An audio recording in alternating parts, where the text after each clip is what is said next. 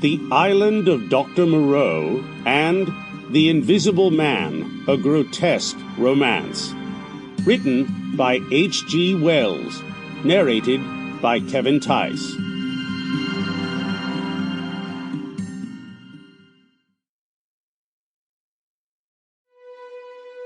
Book 1.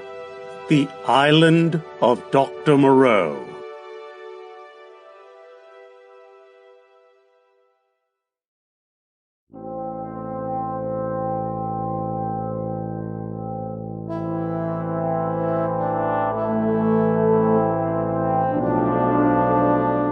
Introduction.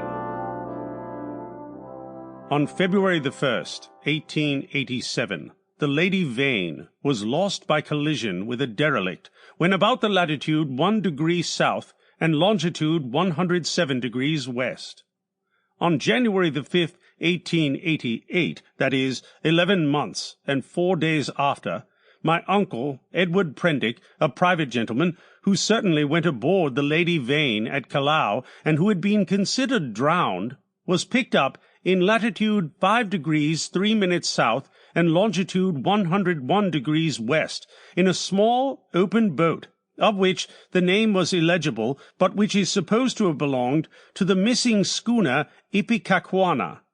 He gave such a strange account of himself that he was supposed demented. Subsequently, he alleged that his mind was a blank from the moment of his escape from the Lady Vane. His case was discussed among psychologists at the time as a curious instance of the lapse of memory consequent upon physical and mental stress. The following narrative was found among his papers by the undersigned, his nephew and heir, but unaccompanied by any definite request for publication. The only island known to exist in the region in which my uncle was picked up is Noble's Isle, a small volcanic islet and uninhabited. It was visited in 1891 by HMS Scorpion. A party of sailors then landed, but found nothing living thereon except certain curious white moths, some hogs and rabbits, and some rather peculiar rats. So that this narrative is without confirmation in its most essential particular. With that understood, there seems no harm in putting this strange story before the public in accordance, as I believe, with my uncle's intentions. There is at least this much in its behalf. My uncle passed out of human knowledge about latitude 5 degrees south and longitude 105 degrees east, and reappeared in the same part of the ocean after a space of 11 months. In some way he must have lived during the interval, and it seems that a schooner called the Ipecacuanha, with a drunken captain, John Davies, did start from Africa with a puma and certain other animals aboard in January 1887. That the vessel was well known at several ports in the South Pacific, and that it finally disappeared from those seas with a considerable amount of copra aboard, sailing to its unknown fate from Baina in December 1887, a date that tallies entirely with my uncle's story. Charles Edward Prendick.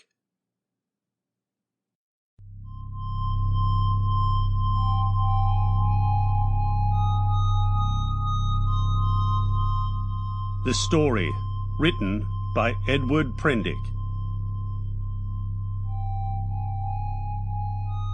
Chapter 1. In the Dinghy of the Lady Vane.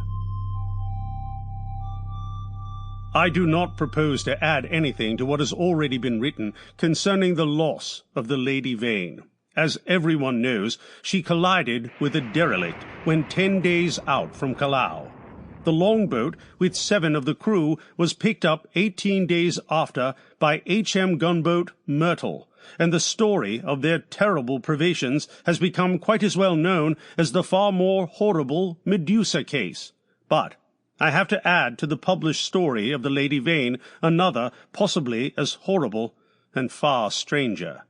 It has hitherto been supposed that the 4 men who were in the dinghy perished, but this is Sample complete. Ready to continue?